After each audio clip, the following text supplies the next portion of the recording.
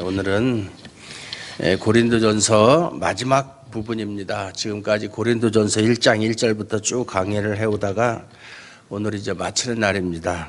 다음 주부터 무엇을 할 것인지는 아직 결정하지 않았습니다. 기도하다가 또 결정을 하려고 합니다.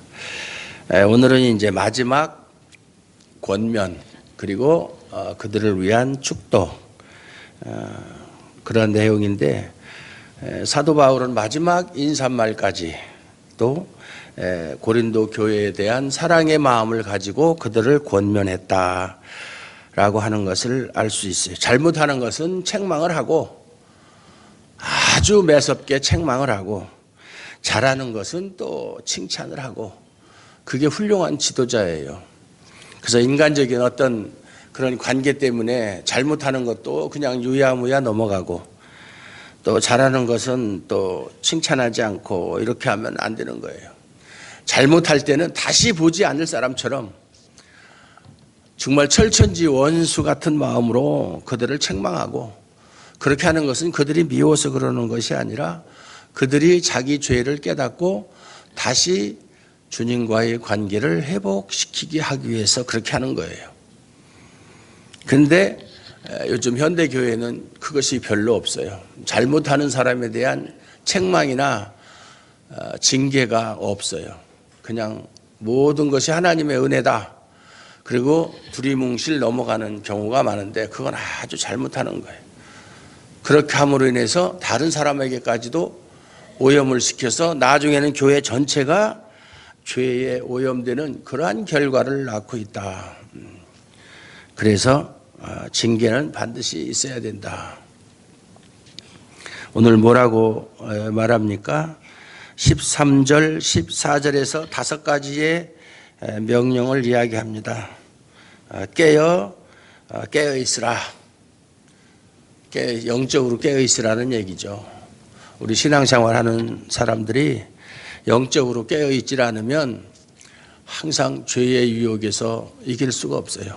죄라고 하는 것은 우리 주변에 아주 항상 기회를 보고 엿보고 있습니다. 어떻게 하면 우리를 넘어뜨릴까.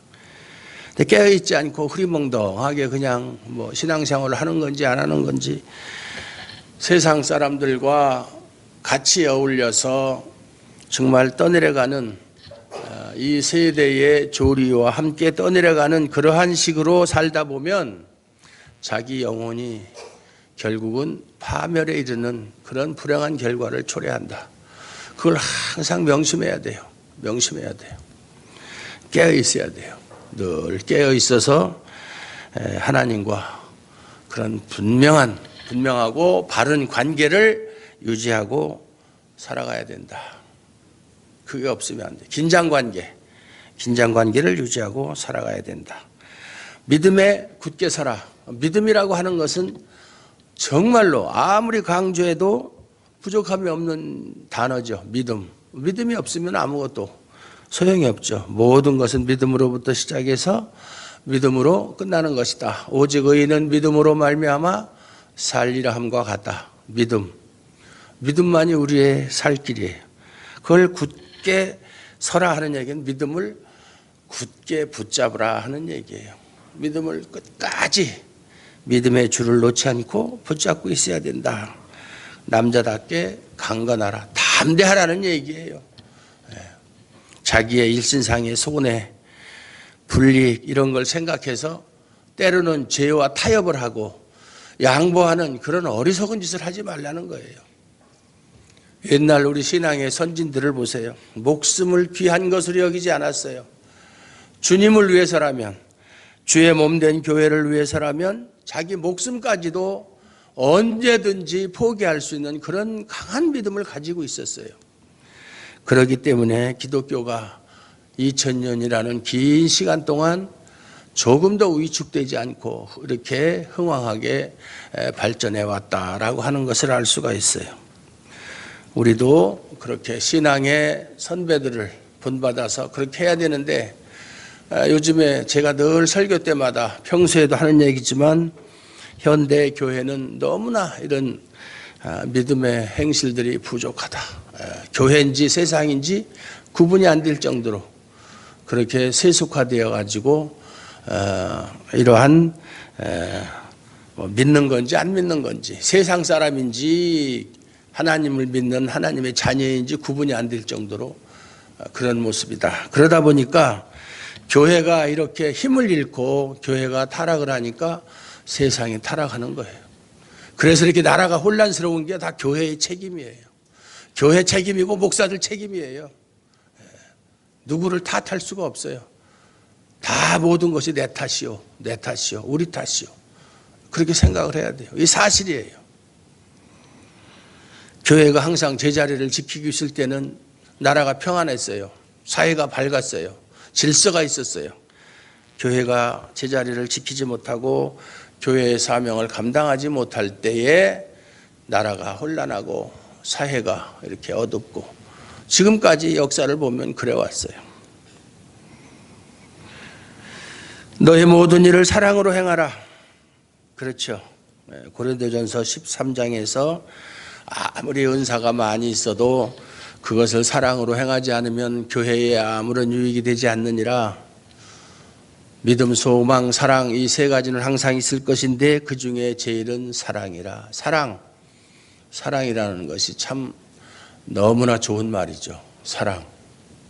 요즘에도 보면은 뭐 드라마나 뭐 영화나 아니면 뭐 노래 속에도 사랑이라는 단어가 빠지면 말이 되질 않죠. 근데 이 사랑이라는 말은 원래 우리말이 아니에요. 옛날에는 사람들이 말이죠. 서로가 좋아할 때 뭐라고 고백을 했겠어요? 사랑한다 이런 말이 없었어요. 뭐라고 얘기했겠어요? 그때는 은혜한다고 그랬어요. 은혜합니다. 은혜합니다. 그 말이 요즘에 와서 사랑이라는 말로 바뀌었어요. 지금은 은혜합니다 소리를 말을 안 하죠. 이제 그 말은 안 쓰니까. 옛날 사람들은 은혜합니다 그런 말로 자신의 감정을, 상대방에 대한 감정을 표현을 했어요. 사랑. 그러나 그러한 말과 하나님이 교회를 사랑하는 그 사랑은 의미가 좀 다르죠. 하나님의 사랑은 대가 없이 무조건적으로 주는 사랑. 우리의 행위와 상관없이 우리를 무조건적으로 사랑하는 그 사랑이에요. 형제들아, 스데바나의 집은 곧 아가야의 첫 열매요 또 성도 섬기기로 작정한 줄을 너희가 아는지라. 내가 너희를 권하노니 이 같은 사람들과 또 함께 일하며 수고하는 모든 사람에게 순종하라. 스데바나가 바울이 고린도에 가서 교회를 설립했을 때 처음으로 맺은 열매예요. 첫 열매예요. 이 목사들이 말이죠. 교회를 개척을 하고 처음으로 교회를 개척했을 때 처음으로 얻은 열매를 아주 잊을 수가 없어요. 얼마나 귀한지 몰라요. 그리고 그 열매에 따라서 그 나머지 열매의 성격이 결정되는 거예요. 성격이 결정되는 거예요. 첫 열매가 그렇게 중요한 거예요. 스데바나. 정확하게 알 수 없지만 이 스데바나는 아마 좀 부유했던 사람 같아요. 그럼에도 불구하고 교회를 섬기고 또 바울을 섬기는 일에 앞장섰던 사람이다. 첫 열매다운 그러한 모습을 보였던 사람이다.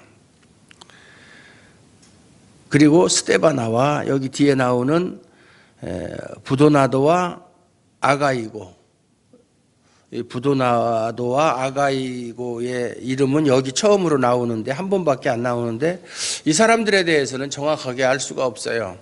아마 어떤 사람들이 말하기를 노예 출신이 아니었겠는가 하는 그런 이야기가 있어요. 뭐 정확한 건 알 수 없지만 이 사람들, 이 세 사람이 고린도 교회의 소식을 가지고 바울에게 왔어요.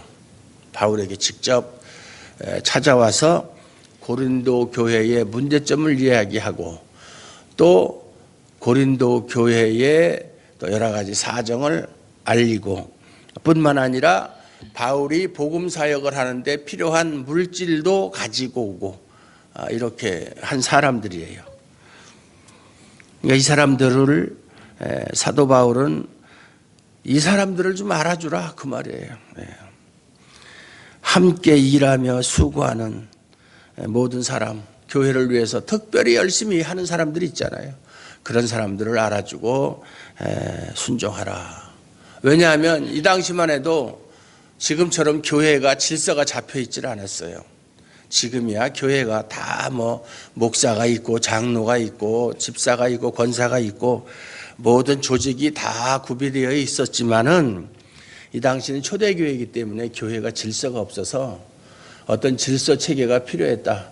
그래서 교회의 헌신적인 사람들을 주축으로 해서 교회를 함께 이루어가기를 원했던 거예요.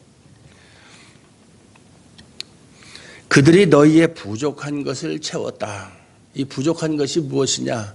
물질을 말하는 것이 아니고 고린도 교회는 아주 문제가 많은 교회였어요. 서로가 파가 갈려져서 서로 싸우고, 그 다음에 음행에 문제가 있었고, 또 우상 제물에 대한 문제가 있었고, 또 이 방언이나 예언이나 이런 은사 문제 가지고 서로가 네가 잘났니 내가 잘났니, 내가 받은 은사가 더 좋은 것이니 나쁜 것이니 서로 그거 가지고 자랑하고 싸우고, 또 결혼 문제에 대해서 혼란스러운 그런 생각들을 가지고 있었고, 그런 문제들, 왜 그런 문제가 생기느냐? 교회가 무슨 문제가 생기는 것은 원인은 하나밖에 없어요. 서로를 사랑하는 마음이 없기 때문에 그런 문제가 생기는 거예요. 사랑하는 마음이 없기 때문에. 사랑하는 마음이 없다는 얘기는 남을 배려하지 않는다는 얘기예요. 모든 것이 자기 중심적으로 생각한다. 그러다 보니까 문제가 생기고 다툼이 생기고 그러는 거예요. 세상은 안 그렇습니까? 지금 세상 돌아가는 거 보세요. 다 모든 것이 자기 중심적이잖아요. 자기 중심적, 자기가 속해 있는 집단 이기주의적인 그런 생각. 어떤 문제가 생기면 정말 국가를 생각하고 국민을 생각하는 것이 아니라 어떻게 하는 것이 우리한테 더 유익이 될까? 그거부터 생각하잖아요. 정말 그런 가운데서 피해보는 건 선량한 국민들밖에 없어요. 진정으로 국가와 국민을 생각하는 사람이 너무나 부족한 시대다. 교회마저도 그렇다 이 말이죠. 교회. 그러다 보니까 교회에서 각종 문제가 생겨서, 우리 교회에 워낙 사람이 없으니까 문제가 생길 것도 없지만 어느 정도 교회가 커지면 꼭 문제가 생겨요. 파가 갈리고 서로가 시기하고 질투하고 자랑하고. 그것은 교회의 참된 모습이 아니에요. 사랑이 부족해서 그렇다. 상대방의 부족한 것을 용납하고 채워주려고 생각하는 마음, 세워주려는 그런 마음은 없고, 자기보다 못한 사람 무시하고 그 사람들을 위해 자기가 군림하려고 하는 그런 마음은 사랑 없음에서 비롯된 것이다. 그들이 나와 너희 마음을 시원하게 했다. 그런데 바울이 이 고린도, 제가 처음에 서론 부분에 말씀드렸듯이 바울이 고린도 교회에 보낸 편지가 고린도 전서 후서 단 2개의 편지가 아니라고 그랬죠. 편지를 5번 내지 6번을 보냈어요. 5번 내지 6번. 그걸 이렇게 편집을 해서 이렇게 2개로 나눠놔서 그렇지 실제로는 5번 내지 6번을 보냈다. 그런 가운데서 바울의 말을 듣고, 우리가 이렇게 해서는 안 되겠다. 바울이 이 교회를 세우고 우리한테 가르쳐준 말씀은 그게 아니었다. 이렇게 말씀으로 다시 돌아온 사람들도 있고, 아직까지도 정신 못 차리고 또 옛날처럼 그러한 모습을 보인 사람도 있고, 그런데 많은 사람들이 바울이 처음 가르친 그 말씀으로 다시 돌아왔다. 그래서 그런 말을 들을 때 바울은 너무나 기뻤다 그 말이죠.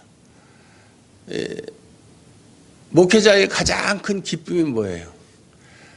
자기가 말씀으로 가르친 성도가 말씀 안에서 바르게 자라는 그 모습을 볼 때 그거보다 더 큰 기쁨이 없어요. 뭐 성도가 뭐 목사님한테 뭐 선물해주고, 저는 그런 거 바라지도 않고 뭐 별로 그런 거 받은 적도 없지만 그런 건 별로 그렇게 기쁜 일이 아니에요. 정말 저 사람 옛날에 처음에 우리 교회에 올 때보다 지금 참 많이 영적으로 성숙했다, 잘하는 것이 눈에 보여요. 여러분 눈에는 그게 안 보일지 모르지만 농부의 눈에는 자기가 뿌린 씨앗이 자라는 것을 보인다고요. 매일 아침 나가서 그 뿌린 씨앗이 얼마나 잘 자라고 있는지 확인하고, 또 잘못된 거 있으면 돌봐주고 하는 것이 농부의 마음이듯이 목회자도 똑같은 거예요. 자라는 것이 보이거든요. 얼마나 기쁜지 몰라요. 그런 것이 바울의 마음을 시원케 하는 것이다, 그 말이에요. 그러므로 너희는 이런 사람들을 알아주라, 인정하라. 그런 사람들의 말에 순종하라, 그 말이죠. 그럴 때 교회가 제대로 세워져 간다, 그 말이죠. 교회에 질서가 있어야 돼요. 무슨 질서? 영적인 질서가 있어야 돼요. 뭐 교회 누가 더 많이 뭘 많이 알고 있느냐, 누가 더 높으냐. 뭐 교회에는 높은 사람도 없고 낮은 사람도 없어요. 다 똑같은 사람이에요. 누가 제일 높아요? 예수님이 제일 높죠. 그 사람들은 누가 제일 높아요? 다 똑같아요. 목사가 제일 높아요? 아니에요. 목사가 무슨 계급입니까? 똑같아요. 똑같은데 그것을 계급으로 생각하니까 문제가 생기는 거예요. 목사는 일반 성도와 다르다, 평신도와 다르다. 평신도라는 말은 성경에도 없고 평신도와 목사의 구분은 없어요. 성경에 다 똑같은 하나님의 성도고 하나님의 자녀인데, 단지 목사는 가르치는 은사를 받아서 그 은사에 따라서 봉사하는 사람이에요. 다를 바가 없어요. 서로가 힘을 합쳐서 서로가 서로를 세워주고 서로를 사랑하면서 주님의 몸된 교회를 이루어가는 것이, 이것이 참된 교회의 상이다. 믿습니까? 네. 아시아의 교회들이 너희에게 무난하고 아굴라와 브리스가와 그 집에 있는 교회가 주 안에서 너희에게 간절히 무난하고 모든 형제도 너희에게 무난하니 너희는 거룩하게 입맞춤으로 서로 무난하라. 아시아, 여기서 말하는 아시아는 지금의 아시아가 아니라 그 당시에는 터키 지역을 아시아라고 해요. 소아시아, 터키 지역. 지금 아시아를 뭐 중국이나 뭐 한국 이렇게 얘기하는 거 아니에요. 교회들이 너희에게 무난한다. 그리고 여기 이제 아굴라와 브리스가, 이 사람들은 신약 성경에 6번이나 나와, 6군데. 부부지간인데 아굴라가 남편이고 브리스가가 부인이에요. 근데 아굴라는 유대인이고 브리스가는 로마 사람이에요. 이 사람들은 바울을 만나가지고 로마에서 살고 있었다가 글라우디오 황제 때에 유대인들은 다 로마를 떠나라, 그래서 떠나서 정착한 곳이 어디예요? 고린도예요. 근데 거기에서 바울을 만났어요. 이 모든 것이 하나님의 섭리예요. 만나게 해준 거죠, 하나님께서. 그래서 그 부부와 함께 고린도 교회를 세웠어요. 고린도 교회를 세울 때 바울과 아굴라와 브리스가의 그 부부가 함께 세운 것이다.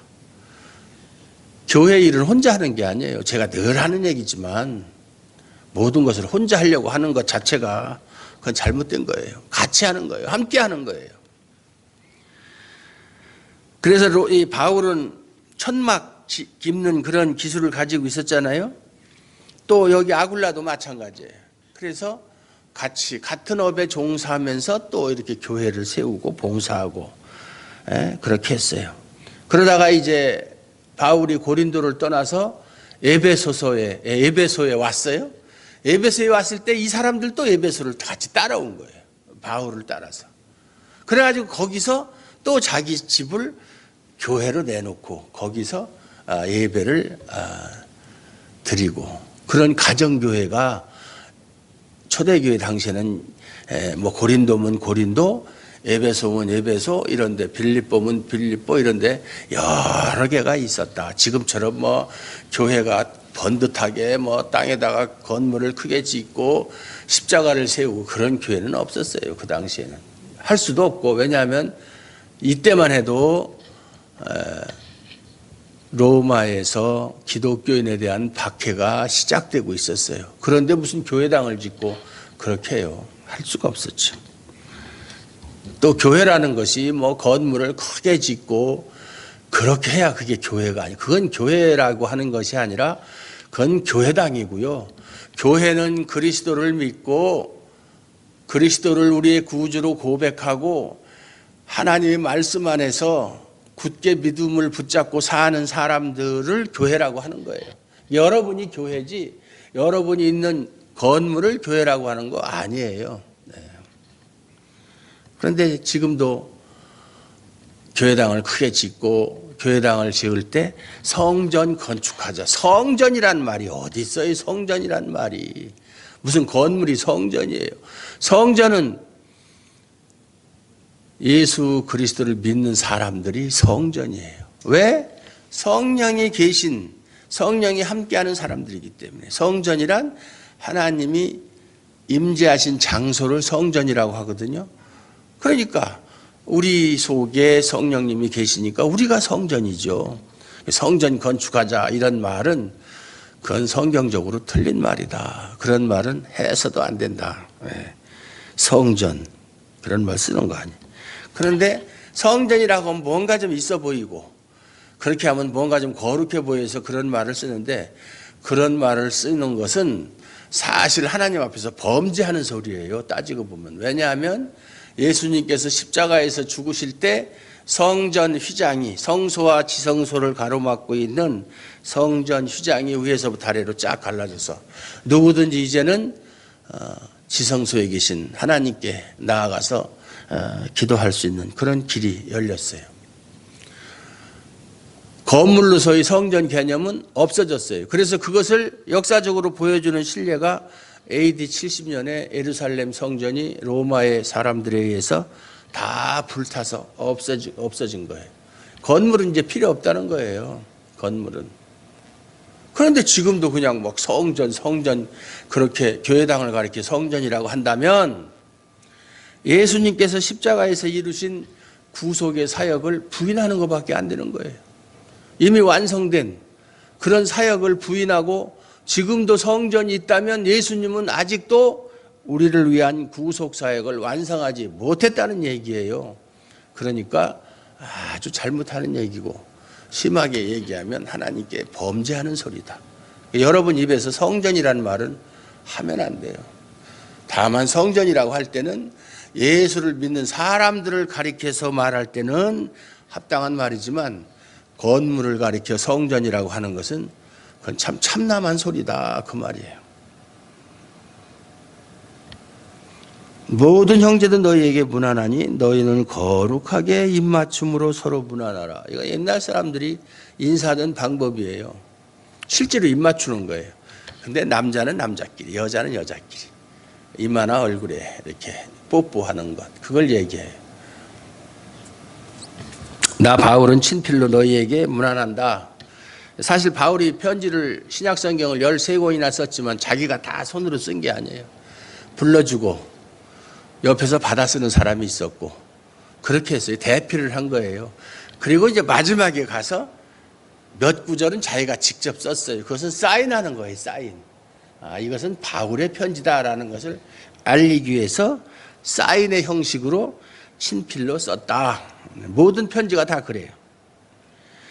만일 누구든지 주를 사랑하지 아니하면 저주를 받을지어다. 저주라는 게 뭐예요? 하나님과의 관계에서 끊어지는 거예요. 그게 저주예요.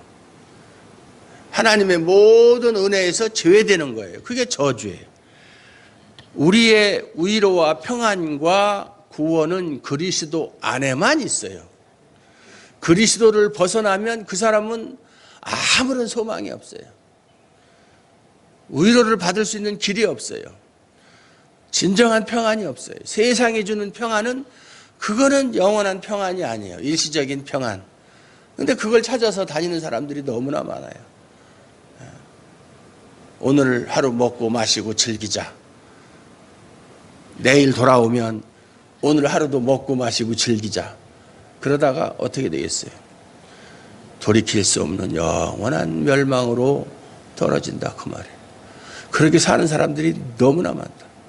이 교회 안에 있는 사람도 그렇게 사는 사람들이 너무나 많다 이 말이에요. 예? 눈에 보이잖아요. 예? 참 한심하다 이 말이에요. 제가 교회 다니는 사람들을 많이 상대하거든요. 옛날부터. 이야기를 해보면 이 사람이 교회를 다닌 지가 물어보면 어떤 사람은 뭐 20년이 되었다, 어떤 사람은 30년이 되었다는데 아는 게 없어요. 하나님을 아는 지식이 없어요. 성경에도 보면 하나님을 아는 지식이 없어서 이 백성이 망한다고 그랬어요.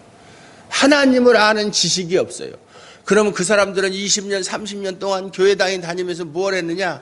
신앙생활한 게 아니라 종교 생활한 거예요. 종교 생활. 그보다 더 나쁘게 얘기하면 친목계 한 거예요. 친목계. 자기들끼리 모여서 친목계 한 거예요. 하나님을 아는 지식에는 관심도 없고 하나님을 바르게 알고 바르게 섬기는 데는 관심도 없고 알려고 하지도 않고 또 알 수도 없어요. 바르게 배우지를 못하니까. 악순환의 연속이에요. 그렇게 되면 결과가 어떻게 돼요? 마태복음 7장 21절에 있는 말씀처럼 나보고 주여 주여 하는 자마다 다 천국에 들어가는 것이 아니요 오직 내 아버지의 뜻대로 행하는 자라야 천국에 들어가리라. 그날에 이르러 많은 사람이 나에게 주여 우리가 주의 이름으로 선지자 노릇하고 주의 이름으로 귀신도 내어 쫓고 주의 이름으로 많은 권능을 행하지 아니하였습니까? 우리 잘했죠? 이만하면 됐죠? 예수님이 뭐라고 말씀하신다고요? 불법을 행하는 자들아 내게서 떠나라. 나는 너희를 도무지 알지 못하노라. 참 이거 요즘 말로 멘붕이죠. 멘붕. 패닉이죠. 패닉. 예. 끝나는 거예요. 그걸로 더 이상 무슨 기회가 없어요. 예수님이 한번 딱 판결하면 그 판결은 되돌릴 수가 없어요. 뭐 세상에서처럼 항고를 하고 그것도 안 되면 대법원에 상소하고 이러는 거 없어요. 하나님의 판결은 일심으로 끝나는 거예요. 예? 군사재판처럼. 다시 억울합니다. 다시 재판해 주세요. 이거 없어요. 기회가 없어요. 예? 여러분들 명심하셔야 돼요. 나는 지금 예수를 잘 믿고 있다. 신앙생활 잘하고 있다라고 생각하는 사람들 중에 대다수의 사람들이 착각하고 있는 거예요. 착각 속에 살고 있는 거예요. 자기 만족 속에서 살고 있는 거예요. 사실은 그렇지 않은데 사실은 안타까운 사실이에요. 현실이에요.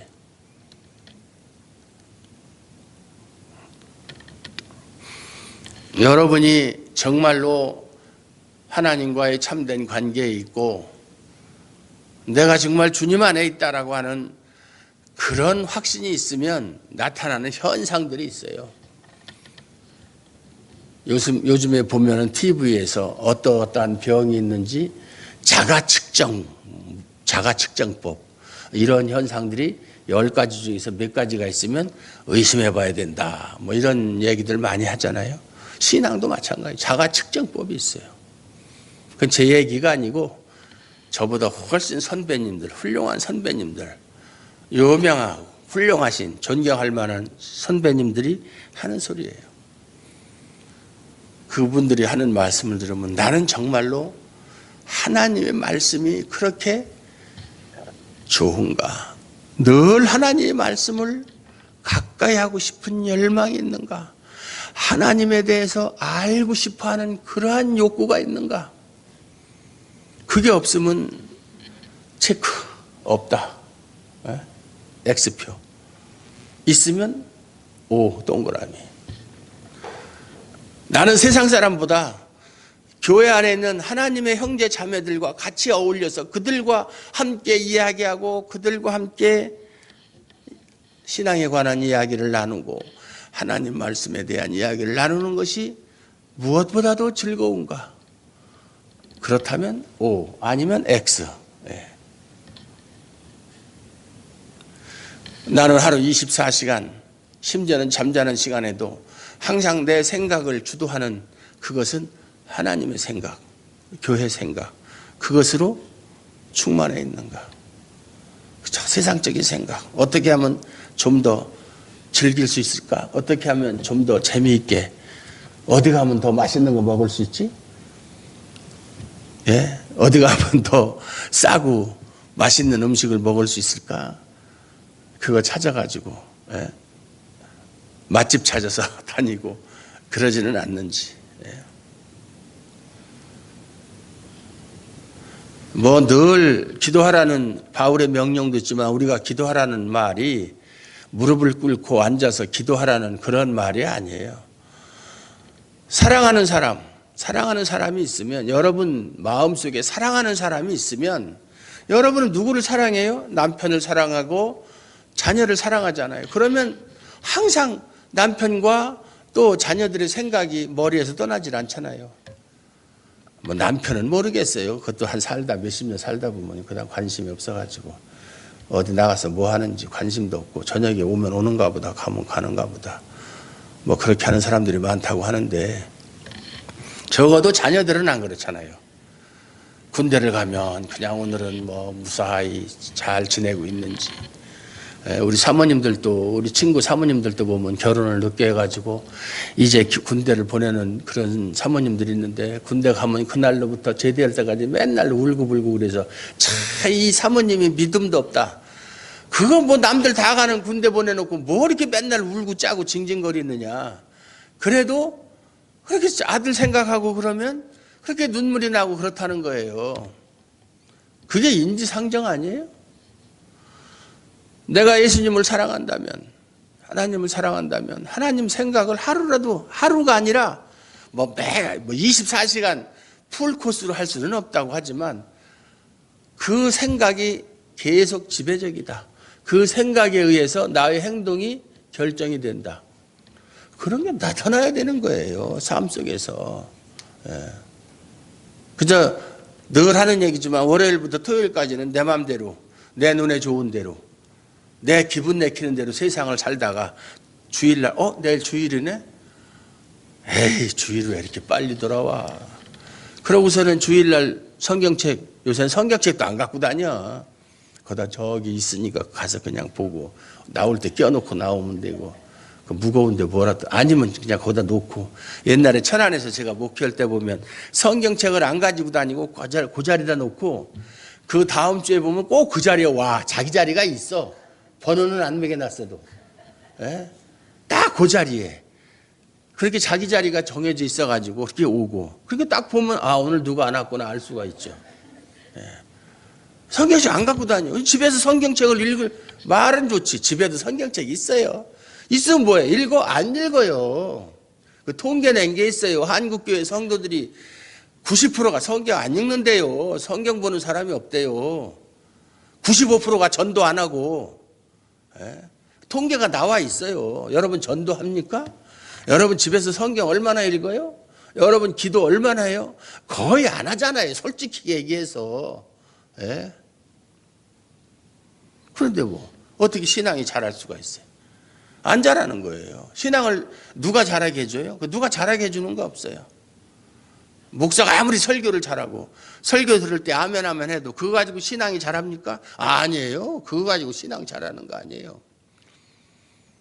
목사가 하는 일은 여러분이 어떠한 존재라는 것을 알려주는 역할만 하는 것이지 여러분의 신앙을 자라게 할 수가 없어요. 여러분을 구원시킬 수도 없어요. 그렇다면 얼마나 좋겠어요. 그러면은 구원받지 못한 사람이요 우리 교회로 오라. 얼마 내놓으면 내가 구원 받게 해주겠다. 그러면 떼부자 되겠죠? 그런 능력이 없어요 목사한테는. 그리스도 안에 있을 때 이 모든 일이 가능하다. 우리가 있을 곳은 그리스도 안에 있어야 된다. 요한복음 15장에 있는 표현대로 그리스도에게 붙어 있어야 된다. 그래야 과실을 절로 맺을 수가 있다. 그게 성경의 진리 아니에요.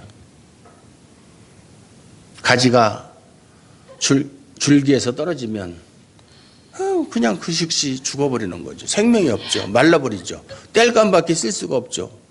그러나 가지가 줄기에 붙어 있으면 뿌리로부터 줄기를 통해서 올라오는 영양을 공급받고 그래서 열매를 풍성하게 맺을 수가 있다.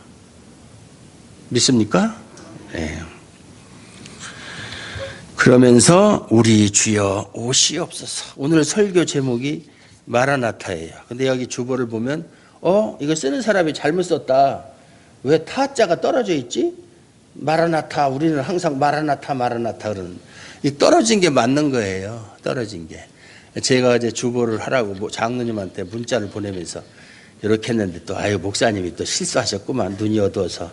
그래서 붙였으면 뭐라고 한마디 하려고 그랬는데 다행히 떨어뜨려 놨네요. 이건 아람어인데 두 가지로 표현할 수 있어요. 마란 아타 이렇게 두자 끊어가지고 마란 아타 이렇게 얘기하면 주님이 오십니다 이런 뜻이고요. 그건 서술형이에요. 주님이 오십니다. 그리고 이렇게 마라나 타 그러면은 주님 어서 오시옵소서.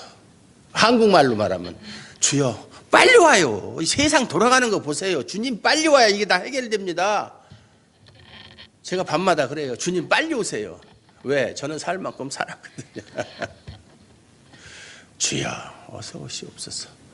초대교회 성도들이에요. 초대교회 성도들이 얼마나 주님이 다시 오심을 고대했으면 주여 빨리 오세요. 어서 오시옵소서. 요한계시록 22장 20절에도 보면 주여 어서 오시옵소서. 내가 속히 오리라 그랬죠. 내가 속히 오리라. 그 속히가 언제인지 알 수 없지만 주 예수 그리스도의 은혜가 너희와 함께하고 나의 사랑이 그리스도 예수 안에서 너희의 무리와 함께할지어다. 이게 축도예요. 축복하는 기도예요. 항상 사도 바울은 그리스도 안에서 옌 크리스토스 인 크라이스트 그리스도 안에서 이것이 바울 신학의 핵심이에요. 그리스도 안에서 예수 안에서 하나님의 아들 안에서 그의 아들 안에서 왜? 그것이 가장 중요한 덕목이니까. 예수 그리스도 안에서 벗어나면 그때부터는 그 사람은 저주요 멸망이니까. 그리스도 안에 머물러 있기를 간절히 바랍니다. 간절히 축원합니다. 그리스도 안에서 벗어나지 마십시오. 벗어나면 양이 양 울타리를 벗어나면 언제 늑대나 이리한테 잡혀먹을지 몰라요. 맹수에게. 그리스도 안에 있을 때 안전한 거예요. 폭풍이 몰아쳐도 그리스도 안에 있으면 안전해요. 존 스펄전 목사가 이야기한 것처럼 미국에 가는 배를 타고 있으면 풍랑이 몰아칠 수도 있고 파도가 쳐도 배 안에 있으면 안전하다. 반드시 목적지인 미국까지 도달할 수가 있다. 그러나 배에서 떨어지면 그냥 죽는 거죠. 배 안에 있는 것처럼 그래야 안전한 것처럼 예수 그리스도 안에 있을 때 우리는 안전하다. 그러한 안전이 항상 저와 여러분에게 충만하기를 주님의 이름으로 축원합니다. 하나님 아버지 감사합니다. 오늘도 하나님의 사랑과 은혜 가운데서 이렇게 하나님께 귀한 예배를 드릴 수 있도록 인도하시니 감사를 드립니다. 하나님 바라옵기는 우리 모두가 늘 하나님 안에서 예수 안에서 그의 은혜 가운데서 살아갈 수 있도록 축복하여 주시옵소서. 세상이 우리 눈에 아무리 아름답게 보이고 우리의 마음을 시원케 할 것 같이 보이지만은 그것은 잠깐이면 없어질 허상에 지나지 않는다는 것을 깨닫게 하시고 오직 영원한 것은 참된 것은 그리스도 안에만 있다는 것을 깨닫게 하시고 그 안에 있음을 만족하게 여기며 살아갈 수 있도록 축복하여 주시옵소서. 예수 그리스도의 이름으로 감사드리옵고 기도하옵나이다. 아멘.